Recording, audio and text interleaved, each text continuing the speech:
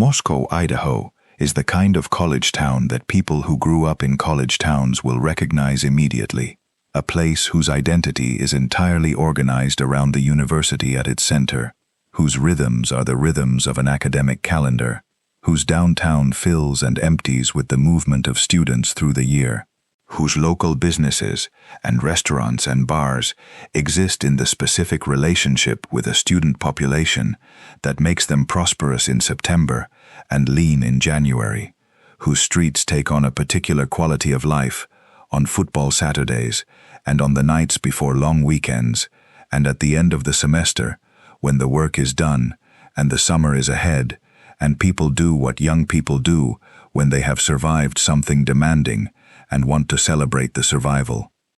It is a beautiful place in certain seasons. The university buildings and the surrounding residential streets in a town of about 26,000 people, set in the landscape of the Palouse, which is one of the more distinctive landscapes in the American West. Rolling agricultural hills of extraordinary fertility, the dark soil producing wheat and barley and lentils in waves across the terrain that look, in the aerial photographs that make visitors stop and look twice, almost like the ocean, the long swells of planted land moving toward the horizon in every direction. Moscow sits on the Idaho side of the border with Washington State, less than 10 miles from Pullman, where Washington State University occupies an identical relationship with its own town. The two universities and the two small cities existing in the specific proximity of a place where the border between two states has not prevented the development of a single interconnected community of academics and students and the people who serve and support them. On the evening of Saturday, November 12, 2022, Moscow was what Moscow is on a Saturday evening in the middle of an academic semester, full of the specific energy of students who have made it through another week and who are celebrating the making of it through in the ordinary ways of young people. The restaurants and bars on Main Street were doing business. The Greek row houses, the fraternities and sororities that occupy the blocks closest to the university, were lit and populated and loud with the specific noise of organized social life. And in a 3-story house at 1122 King Road, a residential street, a short walk from the university and from the Greek system's houses, 6 people were preparing for a Saturday night. The house was not a fraternity or a sorority house, but it was the kind of house that exists in the orbit of Greek life, a private residence occupied by students who had the specific social connections that the Greek system provides and who were, by every account of everyone who knew them, embedded in the ordinary social world of the University of Idaho in the fall semester of 2022. 5 women lived there: Madison Mogen, Kaylee Goncalves, Xana Kernodle, and 2 other roommates who occupied the ground floor of the 3-story house. And on that Saturday night, a 6th person was there as a guest, Ethan Chapin, who was Xana's boyfriend, and who had come over in the way that boyfriends come over on Saturday nights, to be where she was, in the unremarkable way of a 20-year-old who simply wants to be with the person he is in love with. The 4 who would not survive the night need to be understood as who they were before any account of what happened to them can carry the weight it should carry. They were not simply victims of a crime. They were 4 specific and irreplaceable human beings who happened to be in a house on King Road in the early hours of November 13th, 2022, and whose lives were ended there. And the specific quality of each of their lives, the friendships and the futures, and the particular ways in which each of them existed in the world, is the moral weight the story requires to be told honestly. She was from Coeur d'Alene, Idaho, a small city in the panhandle of the state, a place of extraordinary natural beauty on the shores of Lake Coeur d'Alene that produces in its residents a specific attachment to the landscape they grew up in, to the water and the mountains, and the particular quality of northern Idaho that makes it different from the rest of the state and from most places in the American West. Madison was a junior majoring in marketing at the University of Idaho, which is where she had come after the ordinary progression of a talented student from a family that valued education and that had raised her to be capable and thoughtful and ambitious in the specific way of people who understand that the future is something you build through effort rather than something that simply arrives. She had a best friend. Kaylee Goncalves had been her best friend since they were children in northern Idaho, since long before the University of Idaho, and before King Road, and before the adult life they were building together, with the natural closeness of two people who have grown up alongside each other and who have chosen, as adults, to continue doing exactly that. They had lived together. They had traveled together. They had the kind of friendship that is less like a relationship formed in the ordinary way of adult acquaintance, and more like a bond that has been layered through years of shared history until it is simply a feature of who you are, something so fundamental to your identity that imagining yourself without it requires imagining yourself as a different person. Kaylee Goncalves was also 21 years old, also from northern Idaho, from Rathdrum, which sits in the same general geography as Coeur d'Alene, a small town in the forested landscape of the Panhandle. She was also a junior in marketing, which reflected something about the specific closeness of their lives and their choices, the way that best friends since childhood tend to build parallel tracks, even as they build distinct individual identities. She had a dog named Murphy that she loved with the specific intensity that young people away from home love the animals they have brought with them, the comfort and the company and the specific warmth of an animal that is wholly yours, in a way that the rest of a new life in a new place sometimes is not.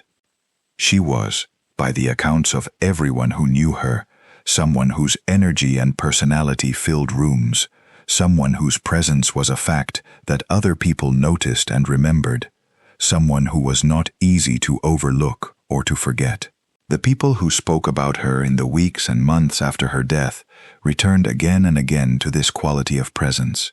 the specific vitality that makes some people more vivid to the people around them than others, the quality that produces in those who knew her the specific kind of grief that comes from losing not just a person, but the specific light that person cast on the world they moved through. Xana Kernodle was 20 years old, a junior studying marketing and a member of the Pi Beta Phi sorority, which was how she had come to be part of the social world at 1122 King Road, how she had come to be one of the residents of a house that was part of that social ecosystem, how she had come to be one of the people who would make the house on King Road both a home and a gathering place for the specific community of people who moved in and around her life. She was from Post Falls, Idaho, which puts her in the same general northern Idaho geography as Madison and Kaylee, the same landscape and the same regional identity, though the specific relationships among the four who died were not all of equal depth, the way that people who live together develop friendships of different characters and different closeness. She was, by every account of her family and her friends and the people who had known her before university and those who knew her after, a warm and generous person, someone whose care for the people around her was visible and genuine, someone whose relationship with Ethan was a specific and important feature of her life in the fall of 2022, something she spoke about with the ordinary happiness of a young person who has found someone good and is glad to be with them. Ethan Chapin was 20 years old, from Conway, Washington, which is in the agricultural landscape of the Skagit Valley in northwestern Washington, a place as geographically and culturally distinct from Moscow as you can get while remaining in the Pacific Northwest. He was a junior studying recreation, sport, and tourism management, a field that reflects something about who he was, about the specific relationship to the outdoors and to activity and to the organizational side of the things he loved that his academic choices expressed. He was a member of the Sigma Chi fraternity, which was how his social world overlapped with Xana's, and by extension, with the house on King Road and the people who lived there. He had a twin brother. Hunter Chapin was his twin, and the specific weight of what happened to Ethan Chapin cannot be separated from the specific weight of what it means to lose a twin, to lose the person who has been present in your life since before you were born, in the most literal sense, who you have never known the world without, who occupies a position in your identity that no other relationship can replicate. The Chapin family's loss was the loss that every family of the 4 victims suffered, but it carried, in the specific form that Hunter's loss took, an additional dimension of irreversibility that defies the ordinary language of grief. Ethan was visiting Xana on November 12th. He was where young people in love go on Saturday nights, which is where the person they love is.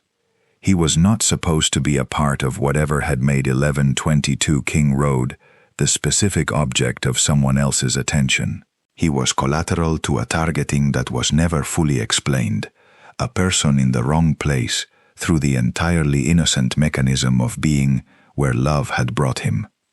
The 4 of them went out on Saturday evening. They went, with friends, to a food truck and to a party in the evening, moving through the ordinary social geography of a Saturday night in a college town, with the ease of people who know the landscape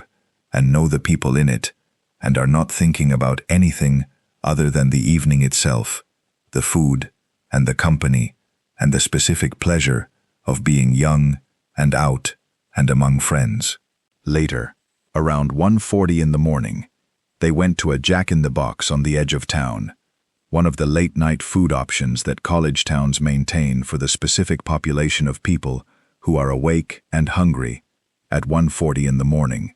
which is a significant population in any college town, and in Moscow, Idaho on a Saturday night in the fall, was the population that the 4 of them were unambiguously part of. They went back to King Road after that. The house received them in the way that the familiar receives you at the end of a night out, the specific comfort of the place that is yours, the ease of shedding the social performance of the evening and simply being where you are comfortable. Some of the house's other residents were there, in the specific late-night arrangement of a shared house where people come and go at different hours. There is no evidence that anything about the hours between returning to the house and the early morning of November 13 was out of the ordinary. Sometime in the early hours of November 13th, 2022, someone entered the house at 1122 King Road. The reconstruction of the timeline that investigators would later produce, from the physical evidence and the electronic evidence, and the accounts of the surviving residents and the testimony of witnesses in the broader investigation, places the murders between approximately 4 and 4:30 in the morning. The 4 victims were killed in their beds, on the 2nd and 3rd floors of the 3-story house, with a fixed blade knife that was never found. The attack was extraordinarily rapid and extraordinarily violent, the work of someone who was not hesitant and was not interrupted, and who moved through the house with a speed and a purposefulness that the forensic evidence would later characterize in terms that were deeply unsettling for what they implied about the state of mind and the preparation of the person who carried it out. 2 people survived. They were in the house that night, occupying rooms on the ground floor, and they were alive when first responders arrived later that morning. The experience of what they survived, and of the specific manner in which they survived it, is one of the most haunting dimensions of the case, the dimension that sits alongside the horror of the 4 murders, with its own distinct and deeply disturbing character. Dylan Mortensen, one of the surviving roommates, woke in the night. She heard something. In the specific state of partial wakefulness that interrupted sleep produces, she opened her door and looked into the hallway and encountered a man. The man was dressed in black. He wore a mask. She looked at him. He said something to her, something that her state of mind in that moment processed as unalarming,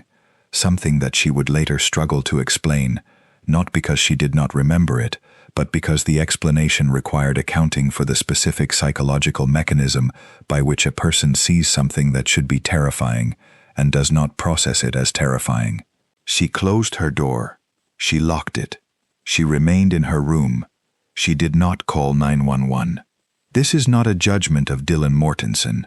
It is a description of something that forensic psychologists have documented in numerous cases: the specific phenomenon of the human mind refusing to accept what it is seeing when what it is seeing is too far outside the range of the acceptable, too far outside the world that the mind has been calibrated to expect, the specific paralysis or normalization that crisis can produce in people who are perfectly intelligent and perfectly capable, but who are confronted with something for which they have no framework. She was in a house she knew, in a college town she knew, in a life that had given her no preparation for the specific thing she had just seen, and her mind did what minds sometimes do in the impossible moment. It found a way to explain it that allowed her to go back to sleep. She was not the only surviving resident.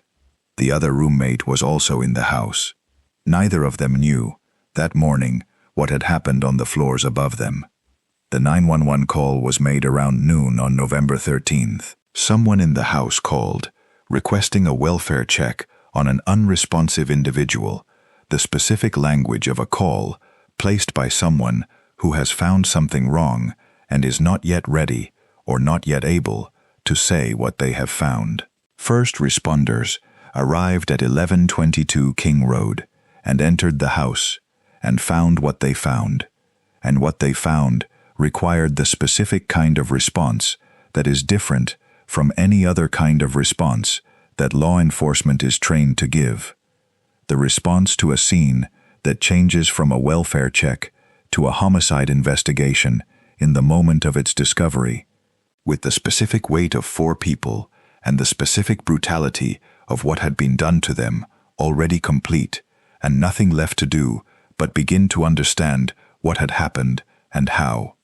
The investigation that began on the afternoon of November 13, 2022, would last 47 days before an arrest was made. Those 47 days produced one of the most closely watched and most extensively analyzed criminal investigations in recent American history. A case that was followed by millions of people on social media and on true crime podcasts, and in newspaper coverage that reflected the specific combination of factors that make a case this compelling to a national audience. The setting in an ordinary college town, the youth and the ordinariness of the victims, the specific horror of what had been done, and the complete initial absence of an identified suspect. The Moscow Police Department, which is a small department for a relatively small city, was quickly joined by the Idaho State Police and the Federal Bureau of Investigation in the investigation,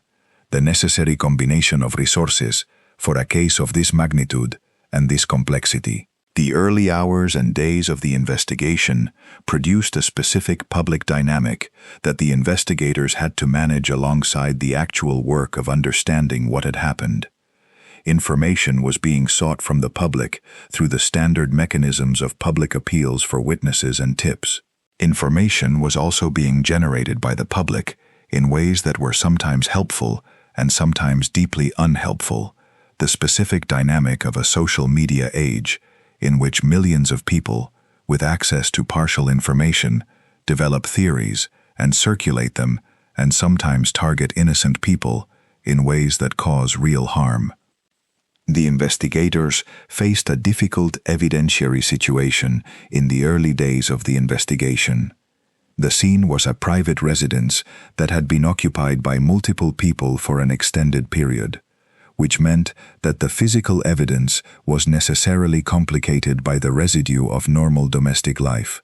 the fingerprints and the hair and the biological material that accumulate in any space where people live. There were no immediate witnesses who could describe the attacker in useful detail. The knife was not found. The attacker, who the evidence would eventually establish had operated with a significant degree of care and preparation, had left the scene without obvious signs of the kind of carelessness that immediately productive investigations often depend on. There was one piece of physical evidence that would become the case's foundation: Beneath the body of one of the victims, investigators found a knife sheath. It was a leather sheath for a fixed-blade Ka-Bar knife, the kind of tactical knife that is available widely in the military surplus and outdoor equipment markets. Not an unusual item in the Pacific Northwest, not something that would in isolation point to any particular person.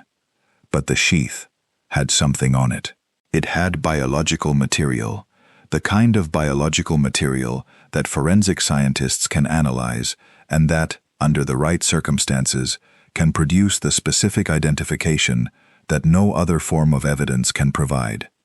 The biological material on the sheath was subjected to the standard forensic DNA analysis that law enforcement uses when such material is available. The analysis produced a DNA profile. The profile did not match anyone in the standard law enforcement databases, which meant that whoever had left that DNA on the sheath had not previously been in the criminal justice system in a way that would have put their genetic information in those databases. The profile was not immediately linked to a name, but it was the foundation on which everything else that followed was eventually built. The white Hyundai Elantra came next. Investigators, working through the substantial volume of surveillance camera footage that a college town with multiple commercial establishments and residential security cameras produces on any given Saturday night, identified a vehicle of interest. Multiple cameras in the area around King Road and the surrounding streets had captured a white Hyundai Elantra in the early morning hours of November 13th, moving through the area in a manner and at a time that placed it in proximity to the house at 1122 King Road. The Elantra became the focus of a massive public appeal, investigators releasing descriptions and images of the vehicle and requesting the public's assistance in identifying any white Hyundai Elantras that had been in the Moscow area on that night. The response was extensive. Tips came in from across the region, from people who had seen such vehicles, from people who knew people who drove such vehicles, from the general public doing what the general public does when asked to help with an investigation they are following closely. The specific vehicle, among all the white Hyundai Elantras that were identified and checked, was eventually traced through a combination of camera footage and registration data to a specific individual. That individual was Bryan Christopher Kohberger.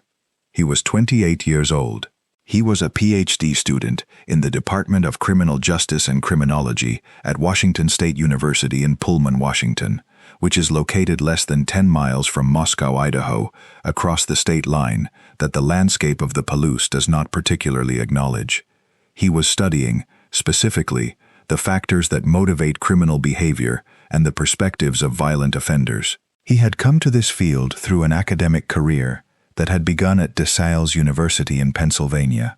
where he had completed a master's degree in criminal justice, before being admitted to the doctoral program at Washington State, which was where he had been living and studying for the months leading up to November 13, 2022. The specific biographical details of Bryan Kohberger's life before the murders are part of the public record that the investigation and the subsequent legal proceedings assembled.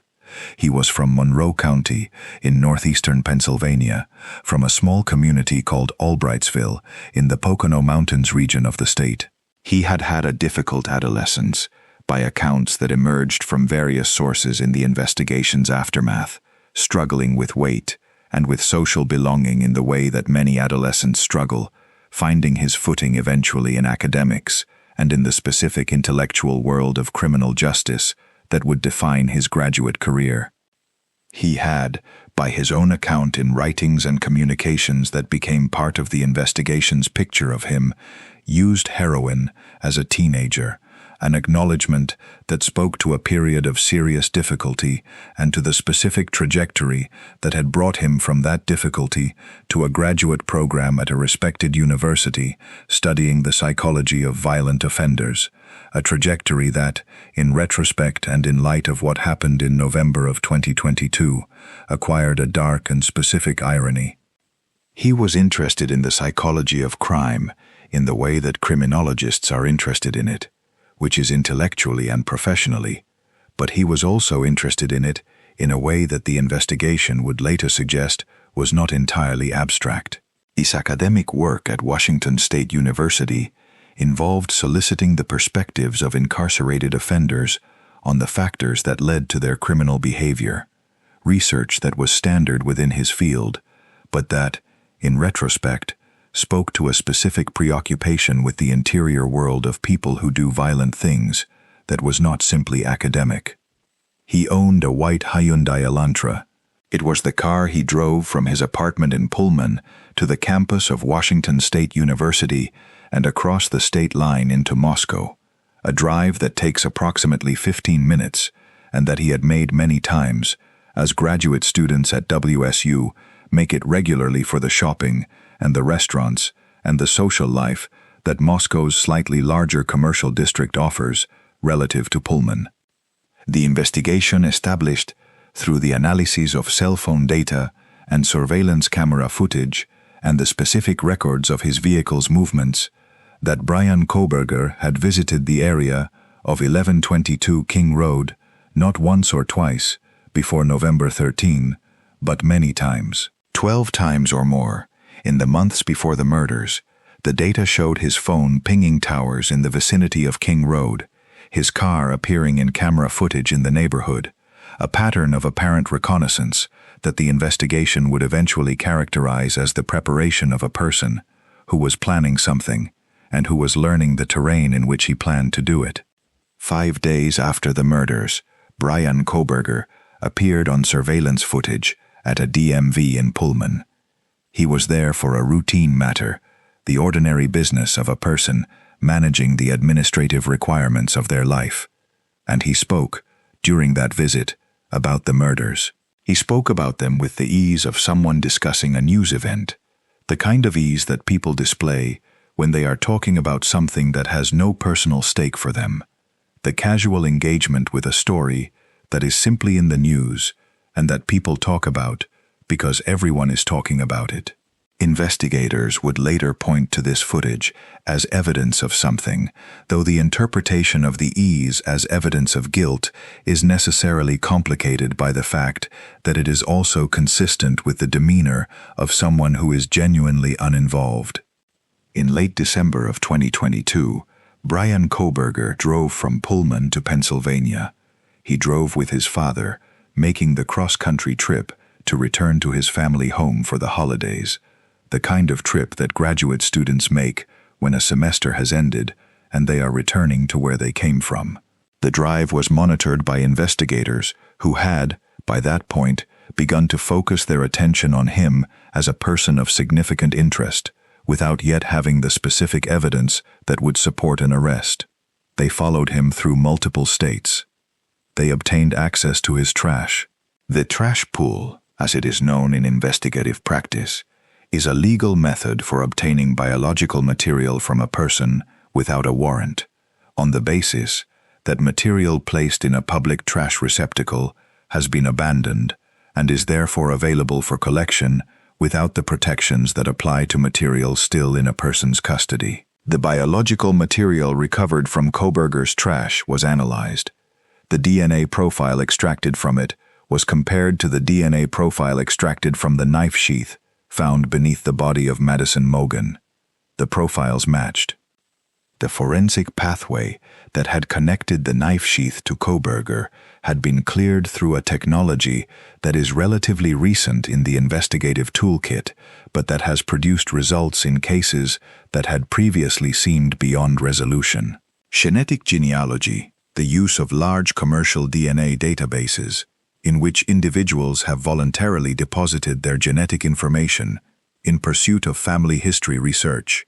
allows investigators who have an unidentified DNA profile to search for relatives of the unknown subject within those databases, to trace the family lines that share genetic material with the profile, and to narrow the field of potential matches through the combination of family tree research and the elimination of individuals based on age, sex, geography, and other factors. The process had been used with notable success in the identification of the Golden State Killer in 2018,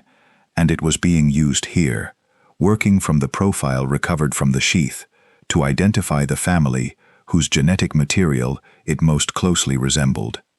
The analyses led investigators to the Kohberger family. From there, the investigation focused on Bryan, who matched the profile in age and sex and geographical location, and who drove a white Hyundai Elantra, and whose phone data placed him near the scene multiple times before the murders. The trash pool DNA confirmed what the genealogical analysis had suggested. The arrest warrant was obtained. Bryan Christopher Kohberger was arrested at his parents' home in Albrightsville, Pennsylvania, on December 30th, 2022. The arrest was made by the Pennsylvania State Police, assisting the Idaho investigators in the early hours of the morning, the kind of pre-dawn arrest that reflects both the logistical requirements of an apprehension in a residential setting and the specific circumstances of a case in which the subject had been under surveillance, and the timing of the arrest was a deliberate choice. He was taken into custody without incident. He was cooperative in the specific manner that the accounts of his arrest describe, in a way that his subsequent legal conduct would also reflect. He was returned to Idaho and arraigned in Latah County on January 5, 2023. He entered a plea of not guilty to 4 counts of first-degree murder and 1 count of felony burglary. He sat in the courtroom in the quiet and attentive manner that would characterize his public appearances throughout the legal proceedings, the demeanor of a person who is present and engaged, but who is not showing what most people would show in the specific situation of being charged with 4 murders, a composure that observers found, depending on their interpretive framework, either appropriate or deeply unsettling. The legal proceedings that followed the arraignment stretched across more than 2 years, a period during which the families of the 4 victims waited for the trial that had been promised, and that the legal process produced in stages that were each followed by further delay. The defense mounted a series of pretrial motions that were both standard practice in serious criminal cases and specifically tailored to the particular evidentiary situation of this case, seeking to suppress evidence on various grounds, challenging the admissibility of specific elements of the prosecution's anticipated case, using the mechanisms of the pretrial process to probe the prosecution's position and to reduce the number of elements that would be placed before a jury. The case generated an extraordinary level of public attention across the more than 2 years between the arrest and the resolution of the legal proceedings,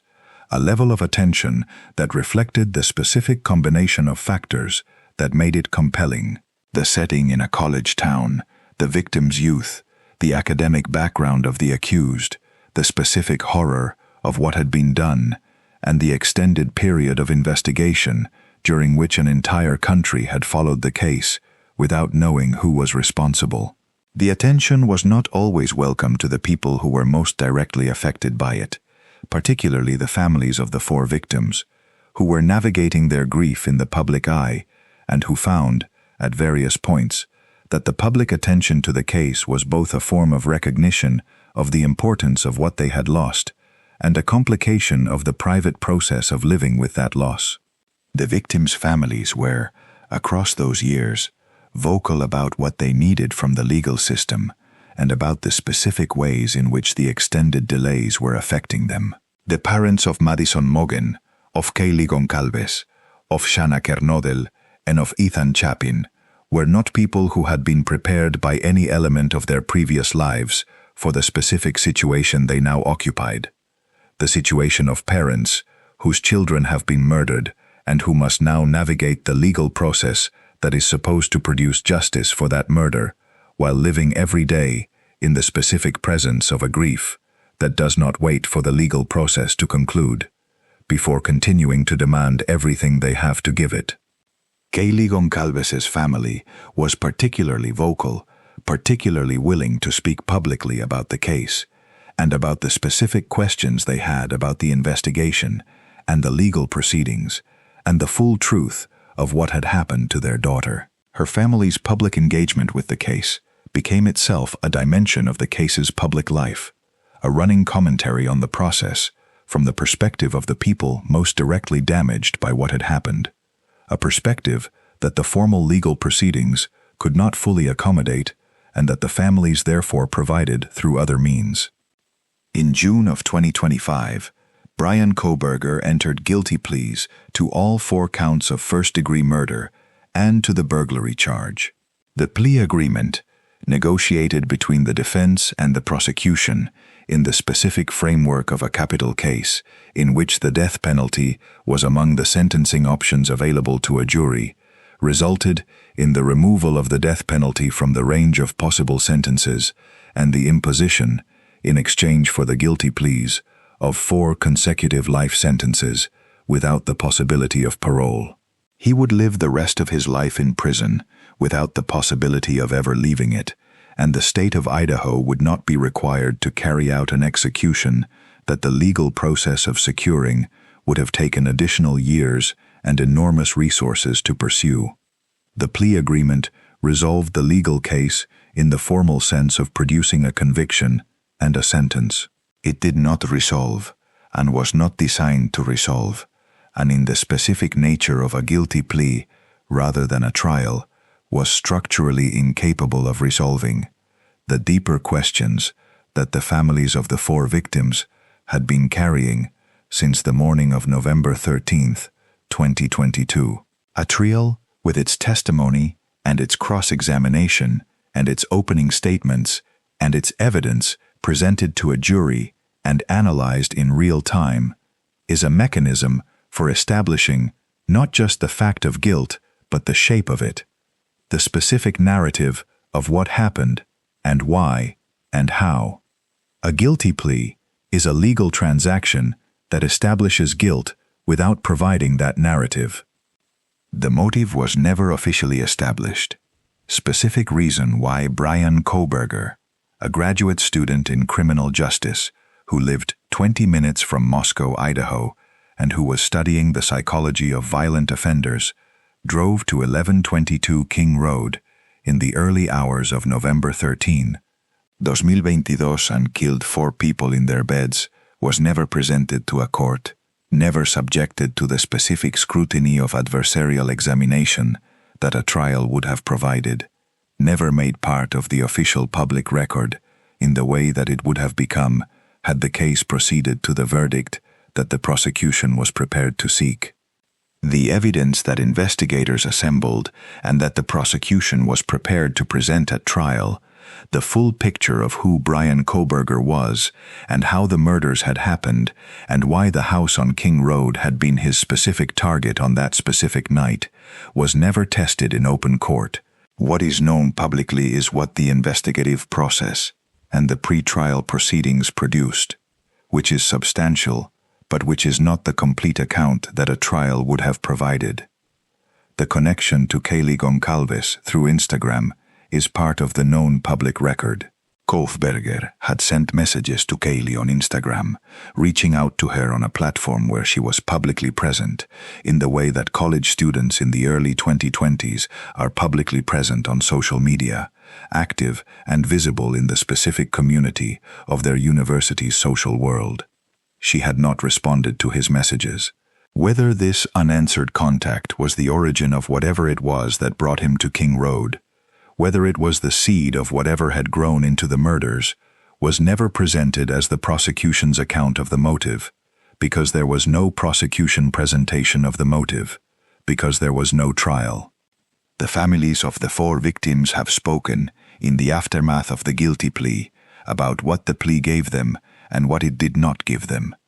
The certainty of a conviction, the knowledge that the person who killed their children and their daughter and their boyfriend would spend the rest of his life in prison, was something they had not had before the plea, and that they had after it. The absence of a trial, with its exhausting and intrusive process of public examination and cross-examination, and the specific horror of watching the facts of what had happened to their loved ones being analyzed and debated in a courtroom, was something they had been spared. These are real and significant things.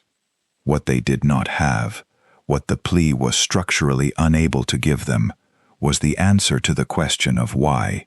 Why these 4 people? Why this house? Why November 13th, 2022? What the specific sequence of thought and feeling and decision had been in the mind of the man who had spent his academic career studying the minds of people who do violent things that had produced the specific act of violence he committed that night. That question, the most human of the questions that the case raises, the question that the families and the friends and the community of Moscow, Idaho, and the University of Idaho, and everyone who followed the case for the 2 years of the investigation and the legal proceedings wanted answered, was not answered, and may never be answered in any authoritative way.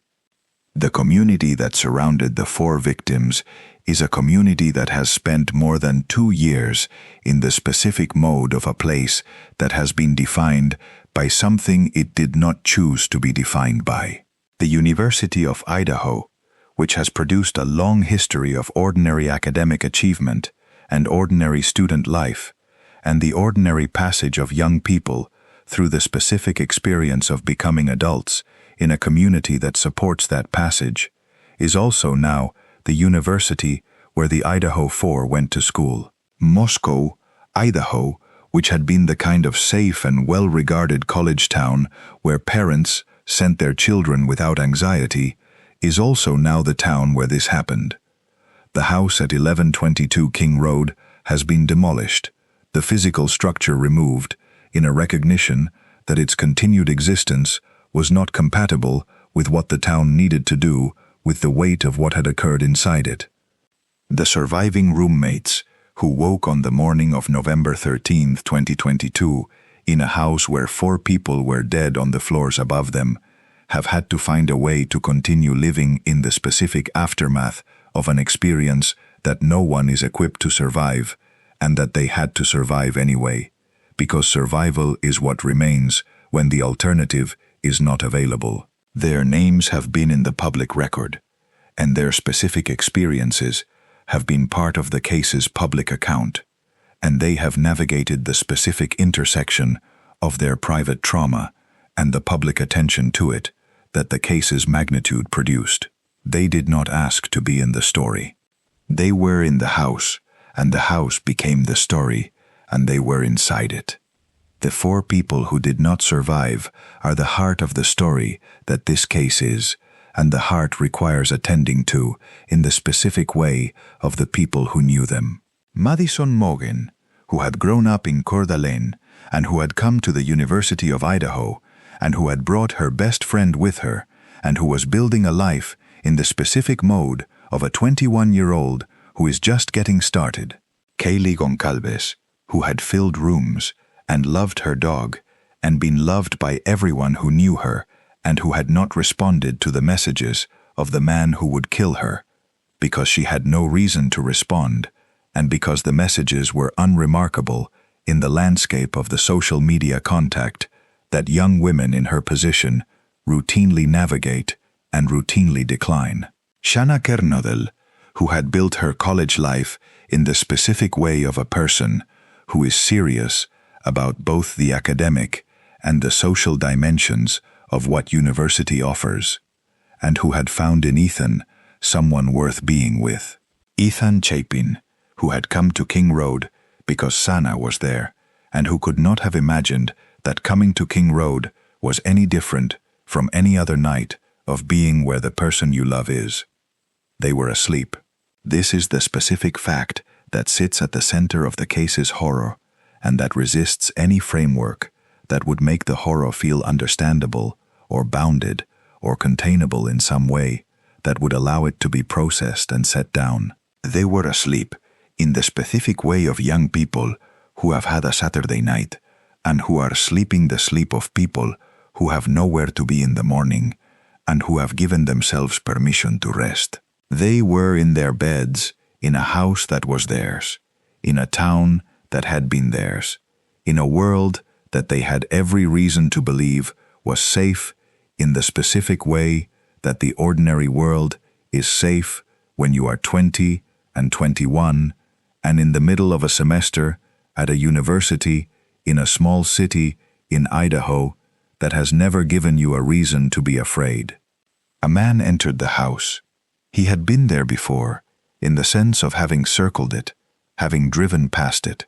having learned its geography over months of attention that the four people inside it were entirely unaware of. He came in the early hours of a Sunday morning. He carried a knife, and what he did was not the product of a moment's passion, or a second's decision, or any of the ordinary human failures that produce most of the violence that most people are ever at risk of. It was planned, in the specific sense that months of preparation in a small city where he was close and invisible produced the specific thing it produced, the thing that investigators found when they arrived at 1122 King Road, and that the families of four young people were told about in the specific, devastating way that families are told these things. Bryan Kohberger is in prison. He will be in prison for the rest of his life. He will not, under the terms of his sentence, ever leave it. He will grow old in custody, in the specific mode of a person who has been removed entirely and permanently from the world they occupied, and the academic career he had been building, and the professional future he might have had, and all of the ordinary forward motion of a life are simply gone, ended in the specific way that the act he committed on November 13th, 2022, ended them. He chose, whatever the specific mechanism of that choice was, whatever the precise sequence of thought and obsession and decision that preceded it, he chose, and the choice destroyed four lives, and its consequences destroyed his own. He will not say why, or he has not said why, in any public forum, in any statement, that the families of the victims, or the people who followed the case, or the people of Moscow, Idaho, have been able to hear. The motive lives inside him, in the space that the guilty plea did not require him to open, and that no one now has the mechanism to compel him to illuminate. He studied the psychology of violent offenders. He wrote academic work about why people do the things that people like him do. He has, presumably, in the specific intellectual and psychological awareness of a person with his background, some understanding of the forces that produced in him the thing he did. Whether he understands it in those terms, whether he has some account of himself that he gives himself in the specific privacy of a person in a prison cell where no one is listening, is not something that the legal record has established or that any subsequent account has been able to reveal.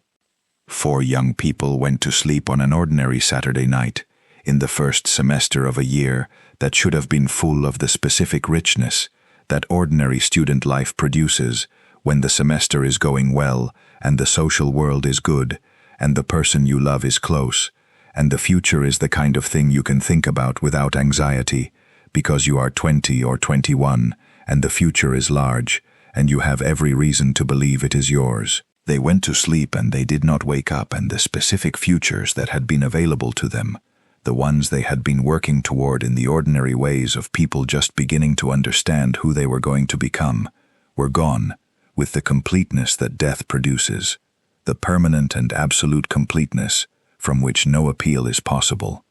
Madison Mogen,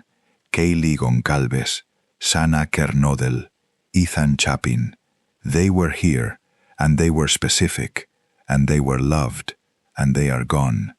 The full truth of why they are gone has not been told. A man who studied criminal behavior carried out one of the most analyzed crimes in recent American history and stood before a court and said he was guilty and accepted a sentence of 4 consecutive life terms without parole, and what he did not say, what the courtroom did not require him to say, what the plea agreement specifically made it possible for him not to say, was why. The why is the thing that the families have been owed since the morning of November 13th, 2022, and that the legal process produced a conviction without providing. The why sits in the gap between the guilty plea and the full truth, in the space that the legal resolution left open,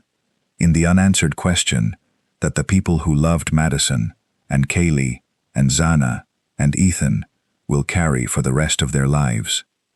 The house on King Road is gone. The town of Moscow is still there, still a college town, still the home of the University of Idaho, still the place where students go to begin the specific work of becoming who they are going to be. The university still holds its classes, and its sports events, and its ordinary student life, and the students who are there now are mostly people who came after November 2022, who know about the case from the news rather than from having been there, who are navigating their own version of the ordinary and complicated experience of being in your 20s in a university town, which is the same experience that Madison and Kaylee and Xana and Ethan were navigating on the night of November 12, 2022. The question that the case leaves is not a mystery in the conventional sense, not a case that remains unsolved, because a man has pleaded guilty and has been sentenced and is serving his time. It is a question of a different order, the question of what it means that a person who spent his academic career trying to understand why people do violent things went ahead and did the most violent thing imaginable, the question of what it means that the knowledge he was acquiring had no effect on the choices he made, the question of what the full and specific truth is about what he did and why, and whether it will ever be known to the people who most need to know it. It is a question that will not be answered here because it has not been answered anywhere. It lives in the official silence of a guilty plea, in the space where the trial that would have required an accounting was replaced by the transaction that produced a conviction without one. And it lives in the families of 4 young people who went to sleep on an ordinary Saturday night in November of 2022, and who have not been able to give those young people any better answer for why than the one they started with, which is that a man came to the house where they were sleeping and killed them, and the reasons for that are as opaque today as they were in the first hours after the first responders arrived at 1122 King Road and understood what they had found. That is the Idaho 4 case, a conviction without a full accounting, a sentence without an explanation, 4 lives, fully and irreversibly ended, and the question why, unanswered, sitting in the permanent gap between what the law required and what the truth demands, between what Bryan Kohberger agreed to say in a courtroom in June of 2025 and what the families of Madison Mogen and Kaylee Goncalves and Xana Kernodle and Ethan Chapin have been waiting to hear since the morning their worlds ended. The specific texture of the investigation's 47 days, the period between the discovery of the murders on the afternoon of November 13 and the arrest of Bryan Kohberger on December 30th, deserves more sustained attention than a summary of its key findings provides, because what those 47 days looked like from the inside, from the perspective of the community of Moscow and the university and the families of the 4 victims, and the millions of people who were following the case from outside, was not a period of orderly investigative progress, but a period of extraordinary uncertainty and fear, and the specific anguish of not knowing, which is in some ways its own category of suffering. Moscow, Idaho, in the weeks after the murders, was a community doing something that communities are not designed to do and are not equipped to do, which is to go about the ordinary business of daily life in the full and immediate presence of the knowledge that something terrible had happened and that whoever was responsible for it had not been identified. Students still went to class. The businesses on Main Street still opened. The ordinary rhythms of a college town in the middle of a semester continued, because ordinary rhythms continue even in the presence of extraordinary things, because there is no mechanism for a town of 26,000 people to simply stop and wait for an answer before resuming. But the quality of ordinary life changed. The specific ease with which people had moved through the streets of Moscow and the campus of the university and the neighborhoods around it was affected by the knowledge that someone who had killed 4 people in an off-campus house had not been identified and had not been located and was somewhere in the world, possibly nearby, possibly still in Moscow or Pullman or the surrounding region, possibly looking for another opportunity, possibly already gone. This knowledge, which was not a certainty, but which was an absence of certainty in the specific direction of safety, produced the particular unease of a community that has had its assumption of safety violated and that cannot yet know whether the violation is over. Tips came in by the thousands. The Moscow Police Department and its state and federal partners set up the infrastructure for processing a high-volume tip line, which is a specific and demanding logistical undertaking in a case of this visibility, one that requires the assessment and prioritization of an enormous volume of information that ranges from the genuinely useful to the irrelevant to the actively harmful. Every plausible tip was followed up. The white Hyundai Elantra generated an extraordinary volume of response, people calling in from across the region and eventually from across the country to report vehicles they had seen, owners they knew, connections they could make between a white Hyundai and someone in their social world who they believed might be connected to the case.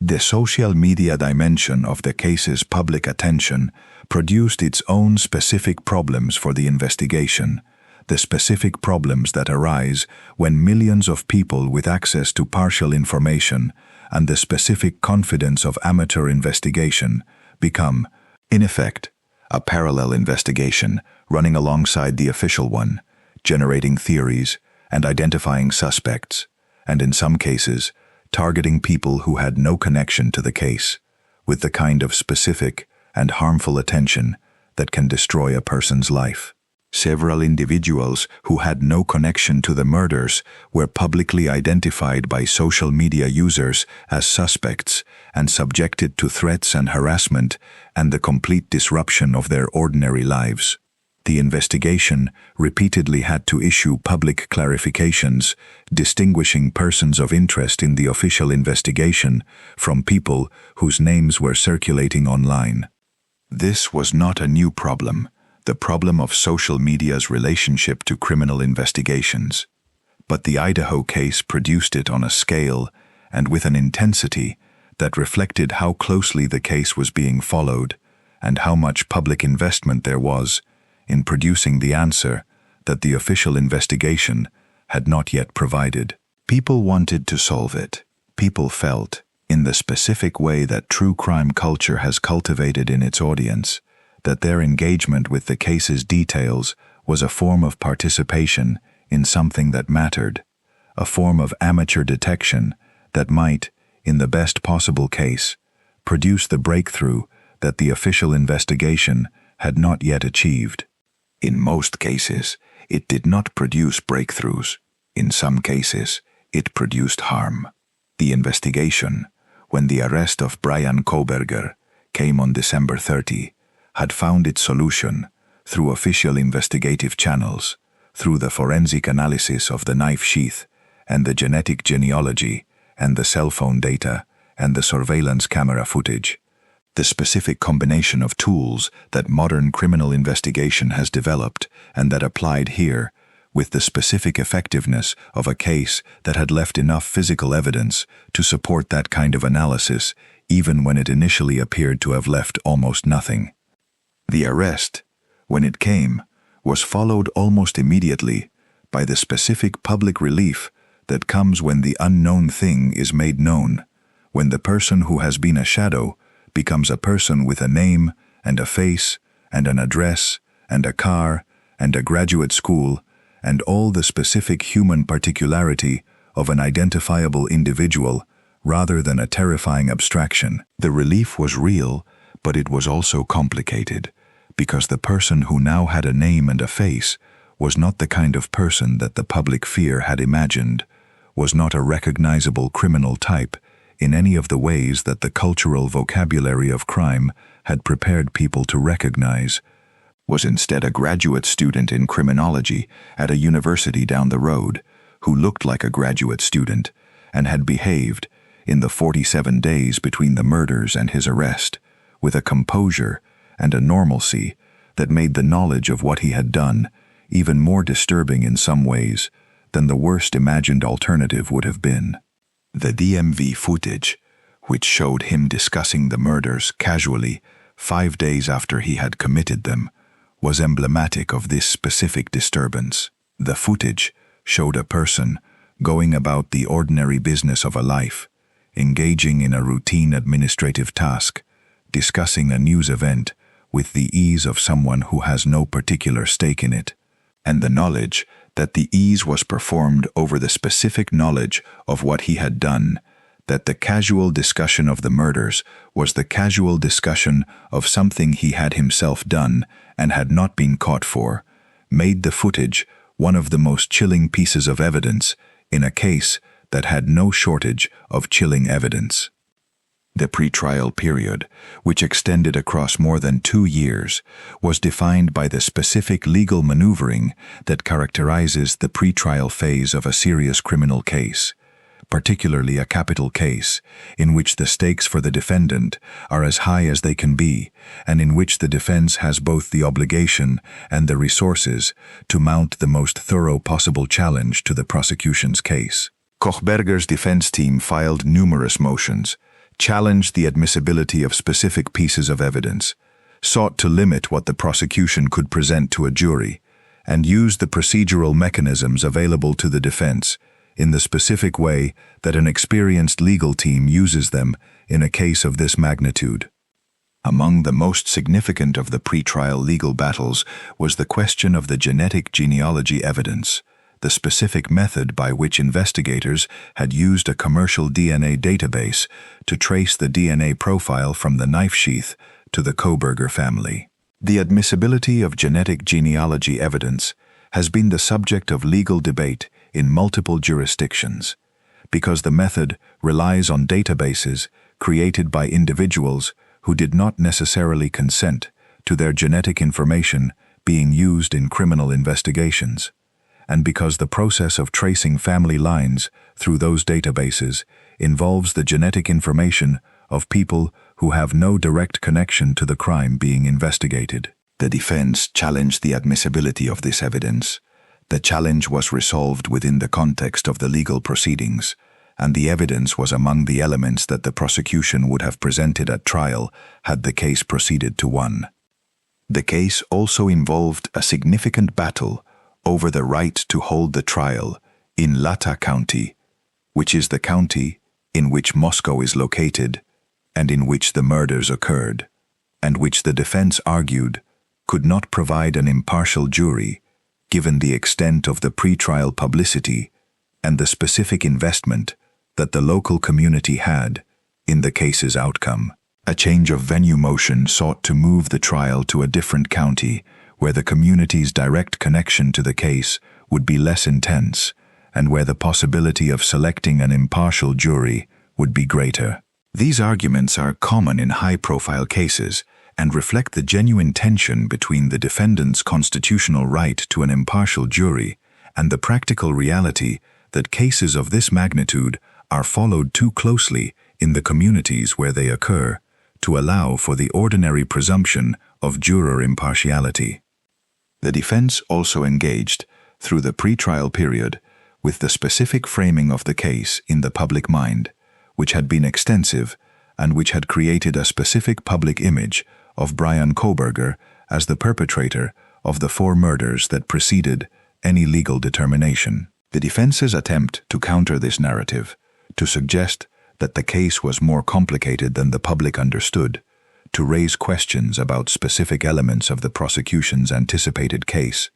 was part of the ordinary adversarial process of criminal defense in a case where the presumption of innocence is challenged by the specific weight of public knowledge and public certainty about the defendant's guilt.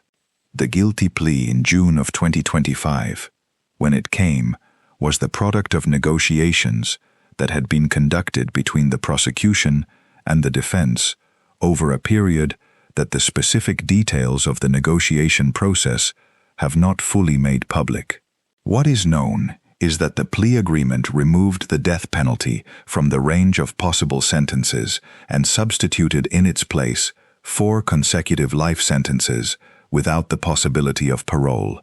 sentences that will be served concurrently, in the sense of being one continuous period of confinement, rather than sequentially, in the sense of their terms somehow adding up, and that will in practice mean that Bryan Kohberger will die in prison.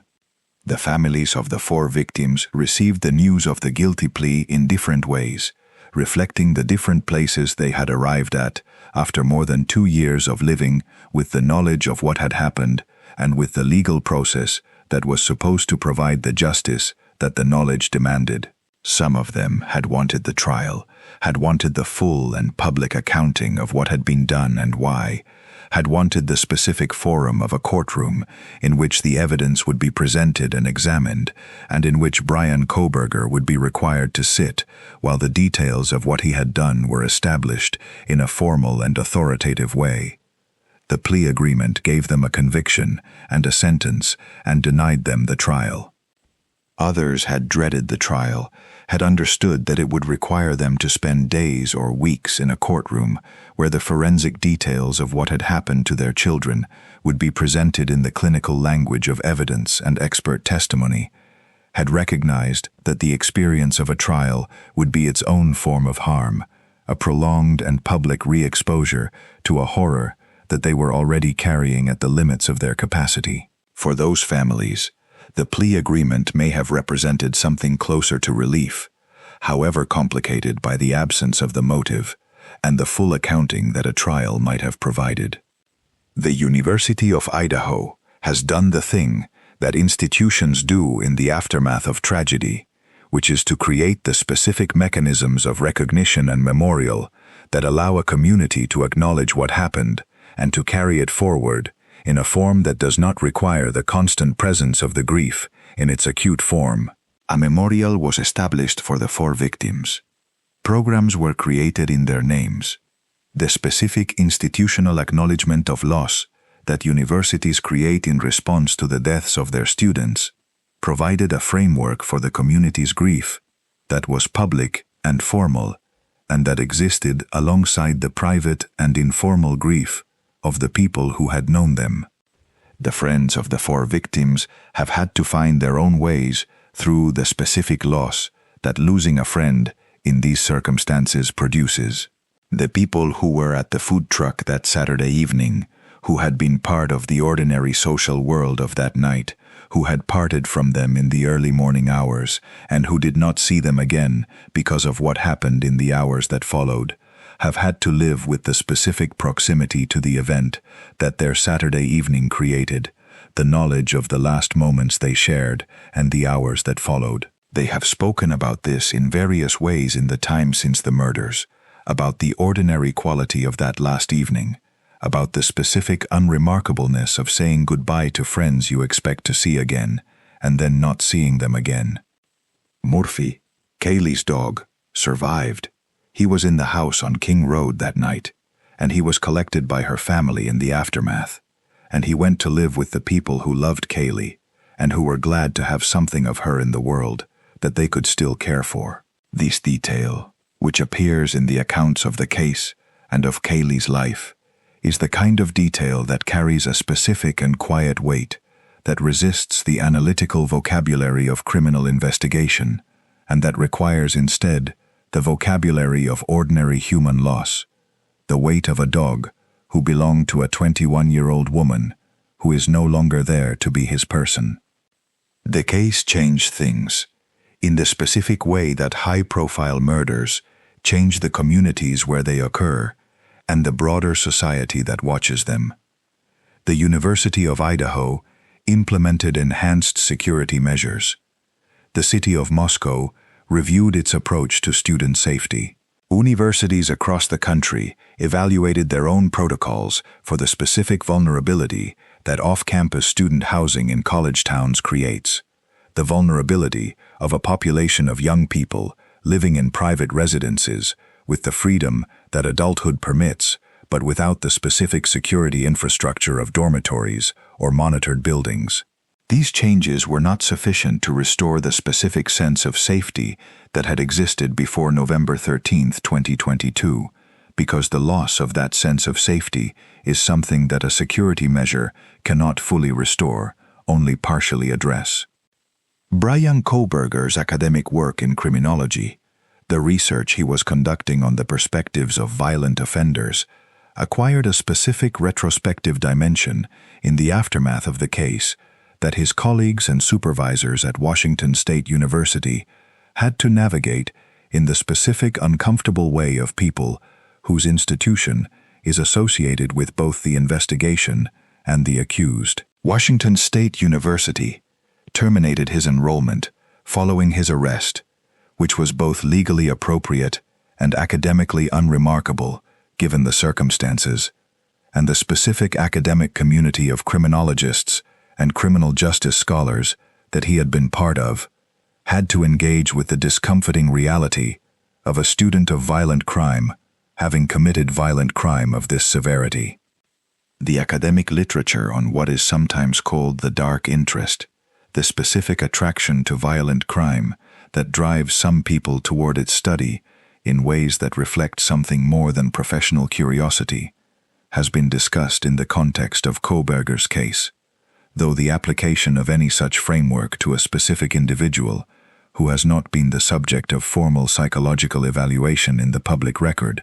is necessarily speculative. What can be said is that the case raises questions about the relationship between the study of violent behavior and the tendency toward it that are not straightforwardly answerable, and that the academic community that studies these questions has had to engage with in the specific and personal way of people whose professional domain has been made relevant by an event they wish had not occurred. The specific quality of what the investigation found in the weeks before the arrest, the cell phone data showing Kohberger's phone in the vicinity of 1122 King Road at least a dozen times in the months before the murders, speaks to something about the specific nature of the crime that the motive's official absence does not fully obscure. A person who visits the area around a specific house many times in the months before committing a violent crime, there is a person engaged in a process of preparation, of reconnaissance, of the specific building of knowledge and familiarity that precedes a deliberate act. The deliberateness is in the record, documented in the electronic trail of a person who carried a phone that recorded his movements, and the deliberateness points to a specific and sustained intention that began long before the early hours of November 13th. Whether there was a specific target in the house, whether the reconnaissances were oriented toward a particular person who lived there, whether the Instagram contact with Kaylee Goncalves was the specific seed from which the specific focus on 1122 King Road grew, are questions that the guilty plea did not require to be answered in open court. The prosecution had, presumably, answers to these questions, or at least the most authoritative version of the answers that the available evidence supported. Those answers did not become part of the public record in the way that a trial would have made them part of it. The families deserve answers. This is a statement that the case makes clear, and that the legal outcome has not rendered unnecessary. A conviction is a legal determination that establishes guilt and imposes consequences. It is not the same thing as an explanation, and in a case of this magnitude, with 4 young people whose futures were taken from them in the specific circumstances of this case, the explanation matters in ways that extend beyond the legal. It matters to the parents who raised them. It matters to the friends who loved them. It matters to the community that is trying to understand what happened and why, in the specific way that understanding why something happened is a necessary part of living forward from it. The explanation has not been provided. The guilty plea gave the families a conviction and a sentence. The motive, the specific account of why Bryan Kohberger chose the house at 1122 King Road and the people inside it, remains in the specific custody of the man who will spend the rest of his life in prison and who has not chosen to make it public. Whether he ever does, whether some future document or statement or interview produces the account that the trial would have provided, is something that the future will determine and that cannot be anticipated. What can be said is this: Madison Mogen and Kaylee Goncalves and Xana Kernodle and Ethan Chapin were 20 and 21 years old. They were in the middle of their education. They were at the beginning of the adult lives they were building, the lives that the specific combination of their individual qualities and their individual choices and the opportunities available to them through the University of Idaho and through the specific community of Moscow, Idaho, were going to make possible. They had friends who loved them and families who loved them, and the specific, ordinary futures of young people who are not yet defined by any final achievement because they have not yet had the chance to achieve the things that will define them.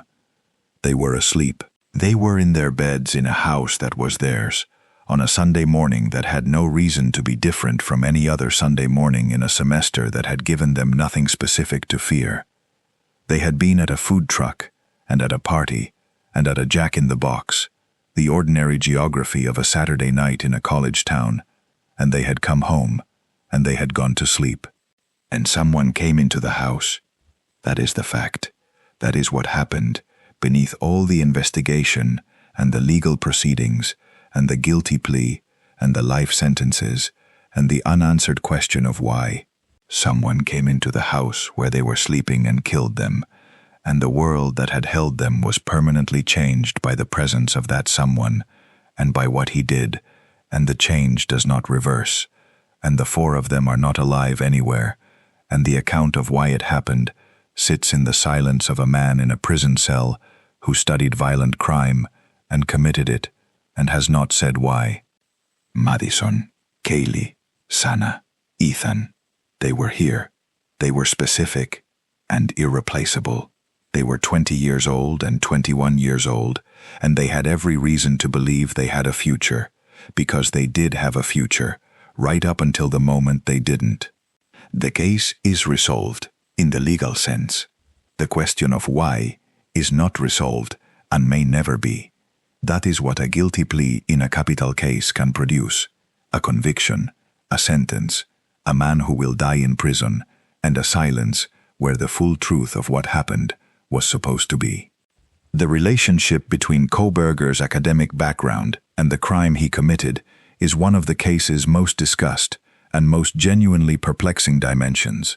the dimension that sits most uncomfortably with the assumptions that people make about the relationship between knowledge and behavior, between understanding something and being shaped by that understanding in ways that prevent the worst expressions of human capacity. The field of criminology exists partly on the premise that understanding violent behavior is the necessary foundation for preventing it, that by studying the factors that produce violent crime and the psychology of violent offenders, society can develop better tools for identifying risk, intervening early, and protecting potential victims. Bryan Kohberger had made this premise the foundation of his academic career. He was studying, at the time of the murders, precisely the category of crime he then committed. What this tells us about the relationship between intellectual engagement with violent crime and the capacity to commit it is a question that criminologists themselves have had to address in the aftermath of the case, because it raises a challenge to the field's foundational premise in a specific and uncomfortable way. The knowledge that Kohberger had accumulated through his academic work, the understanding of how violent offenders think and prepare and execute their crimes, did not function as a barrier to his own violent offending. Whether it functioned, in fact, as a facilitator, as knowledge that made him better prepared and better equipped to commit the crime in the specific way he committed it, is a question that the case invites and that the absence of a trial has left without a definitive official answer. The evidence of preparation in the Kohberger case is extensive. The repeated visits to the area of King Road over the months before the murders, the specific attention to the house and its occupants that the pattern of those visits suggests, the disposal of evidence after the fact, including what investigators described as a thorough cleaning of his car in the period following the murders. These are the behaviors of someone who was thinking carefully about what they were doing and what they needed to do to avoid being caught. The specific knowledge that a criminology PhD student would have about how criminal investigations work, what evidence investigators look for, what mistakes leave people vulnerable to identification and arrest, is precisely the kind of knowledge that could inform the specific preparations and disposals that the evidence suggests Kohberger engaged in. And yet he was caught. The knife sheath left at the scene was the thing that caught him. Whatever else he had done to limit the evidence he left behind, whatever thoroughness he had brought to the question of not being identified, the knife sheath was there, and the biological material on it was there,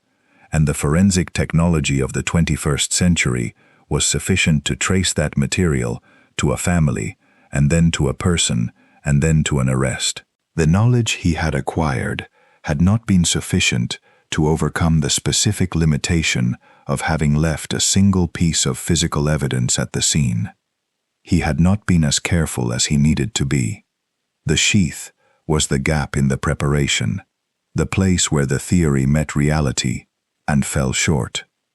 The Palouse, the landscape that surrounds Moscow and Pullman and the agricultural country between them, is a landscape that has its own specific quality in November, when the wheat has been harvested and the fields are bare and the hills roll under a sky that closes down in the specific way of the high-latitude inland west, the clouds settling low over the terrain and the light coming from a direction that makes everything look flattened, two-dimensional, the landscape of a place that is waiting for winter. It is beautiful in the way that spare landscapes are beautiful, in the way that the absence of ornamentation allows the underlying form of things to become visible, the shape of the hills and the dark line of a tree row, and the specific quality of the light on the fallow fields that is different from the light on the planted ones. Moscow sits in this landscape at the edge of where the Palouse gives way to the forests of the Panhandle, at the specific geographical transition between the agricultural and the forested that makes it a place of both open space and enclosure, a place where you can see for miles in one direction and be under the canopy of second-growth forest in another. The University of Idaho occupies the south edge of the town, its buildings and its quad and its recreational facilities, creating the specific campus atmosphere that universities create in the small cities around which they have been built, a world within the world, with its own rhythms and its own social infrastructure and its own sense of itself as a place where certain things are possible that are not possible elsewhere.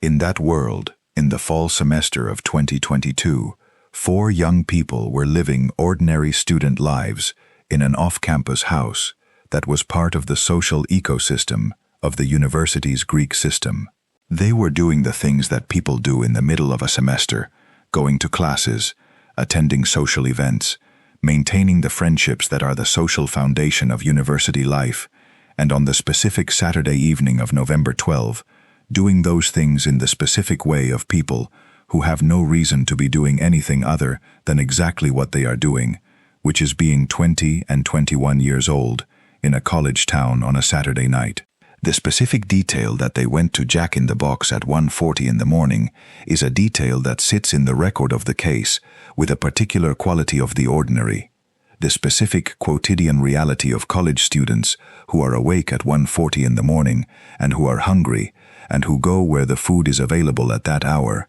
which in Moscow, Idaho, in November of 2022, was a fast food restaurant on the edge of town. This detail, which is so ordinary as to be almost invisible in any other context, became part of the case's record because it was part of the reconstruction of their last known movements, the specific time-stamped documentation of where they were and what they were doing in the hours before the murders, the kind of documentation that investigations produce and that becomes, in retrospect, a record of what turned out to be the last ordinary hours of their lives. The last ordinary hours. The phrase carries a specific weight in cases like this one, in cases where the ending is as absolute as the ending here, because the ordinariness of the last hours is part of what makes the ending so difficult to absorb. If the last hours had been marked by some sign of what was coming, some portent or warning or specific evidence of danger, the mind would have somewhere to rest in the telling, some point at which the story acknowledges its own approaching catastrophe. The fact that there is no such point, that the last hours were simply ordinary, that Madison and Kaylee and Xana and Ethan did the ordinary things of a Saturday night in a college town, and then went home and went to bed without any indication that the night was different from any other night, is what gives the case its specific and enduring horror. It was different. But they did not know that, and the specific mercy and the specific cruelty of what happened to them is that they were asleep when the difference arrived, that whatever they experienced, in the final moments, they experienced in a state of sleep, rather than in the state of fear and awareness that the mind of the person who woke to the sound and looked into the hallway and saw the masked figure experienced. Whether sleep is a mercy in such circumstances is a question that does not have an answer. Only the specific human instinct to hope that the people you love did not suffer more than they had to, the specific grief that reaches for whatever comfort is available in a situation that offers very little. The surviving roommates carry the case with them in the specific way of people who were inside something and whose inside knowledge is both the source of the most direct testimony available and the foundation of a burden that no person should be asked to carry. They were in the house.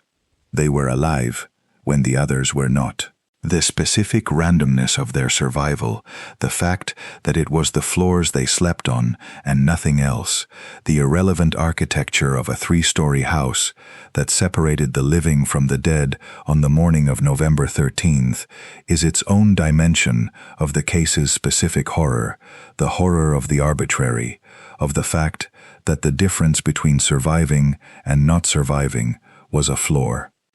The case changed how college students in Moscow and across the country thought about off-campus housing and late-night safety and the specific vulnerability of residential settings that are not monitored in the ways that dormitories are monitored, that have no specific security infrastructure beyond the locks on the doors,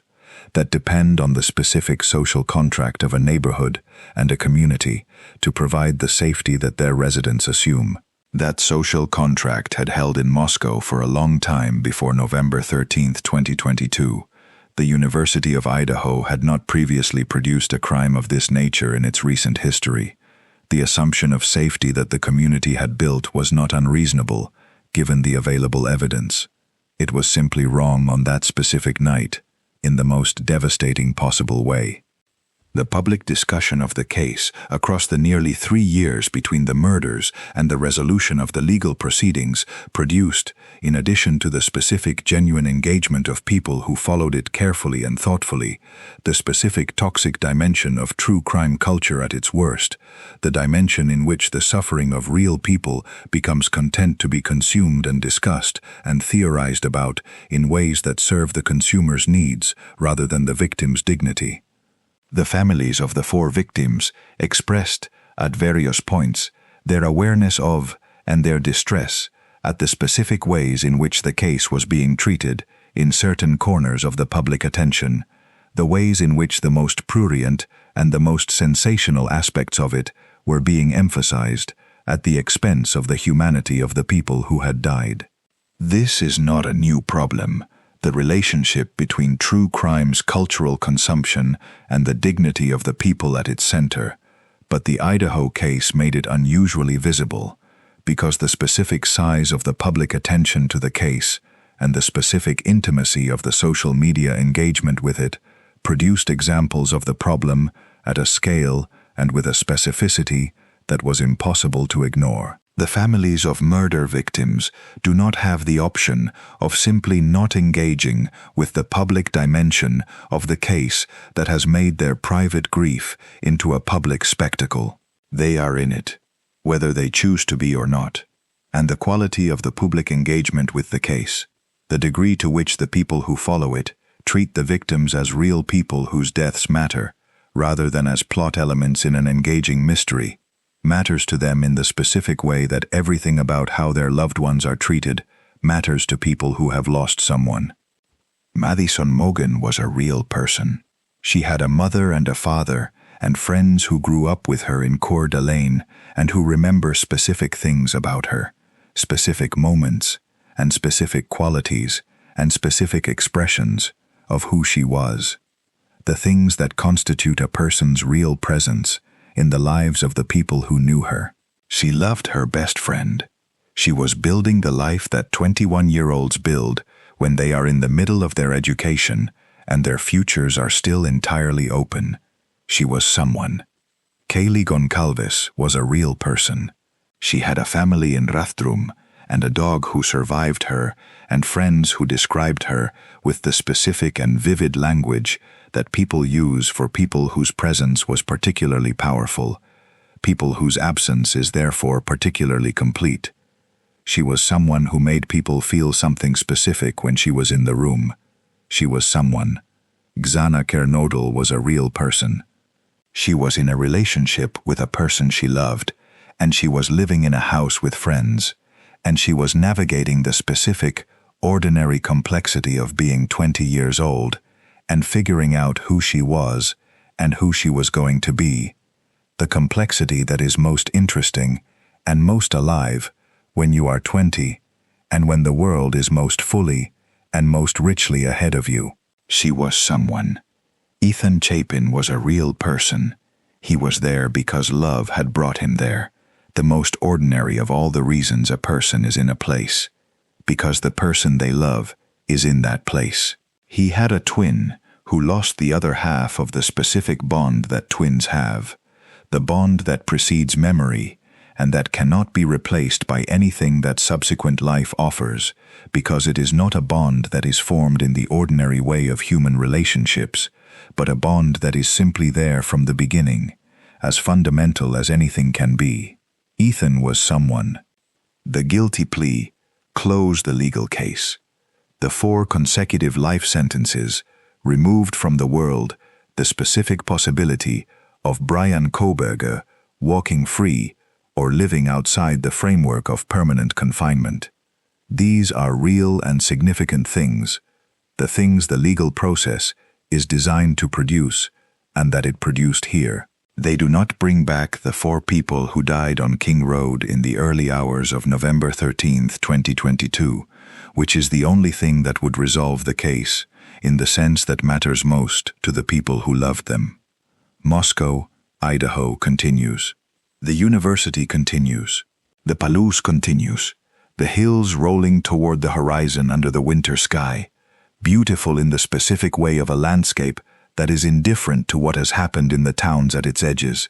that continues its own particular existence regardless of the human events that have taken place upon it. The restaurant on Main Street where students go on Saturday nights continues.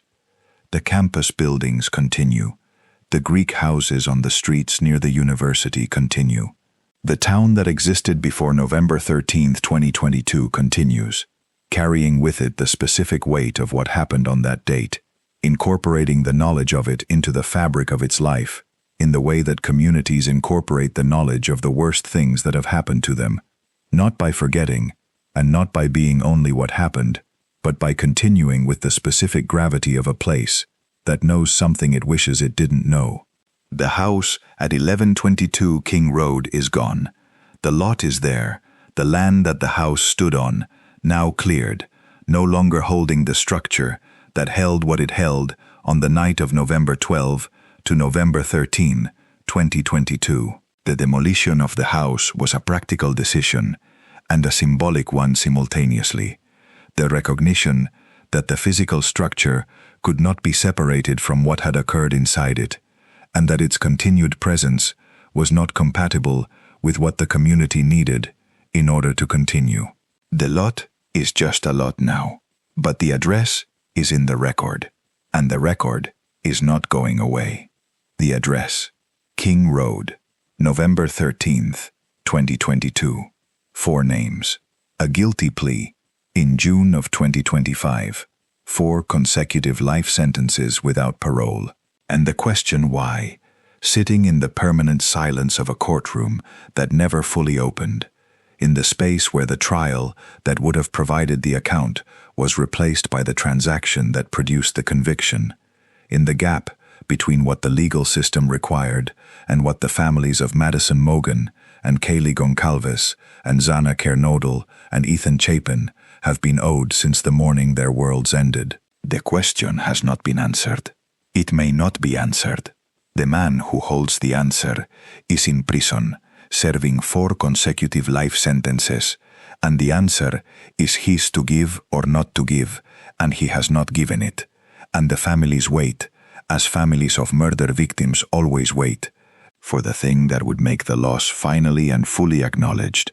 the thing that would place the full truth of what happened to their children in the official record where it belongs. They are still waiting.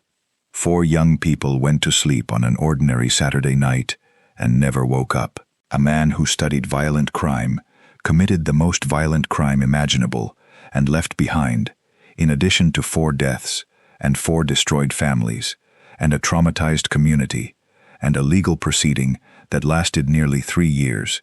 the specific and enduring absence of the answer that should have been the first thing the legal process produced. The why,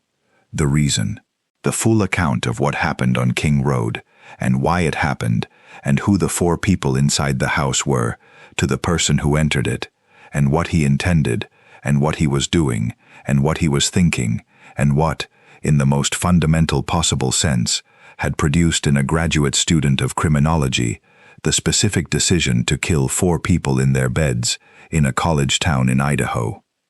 That answer is not here. It is not in the guilty plea. It is not in the legal record. It is somewhere inside the man who made the choice, and it has not been shared. And the world outside the prison cell, where he will spend the rest of his life, continues without it, holding in the specific form of an unanswered question, the thing that the conviction established and the sentencing reinforced, but the full truth of the case has not yet delivered.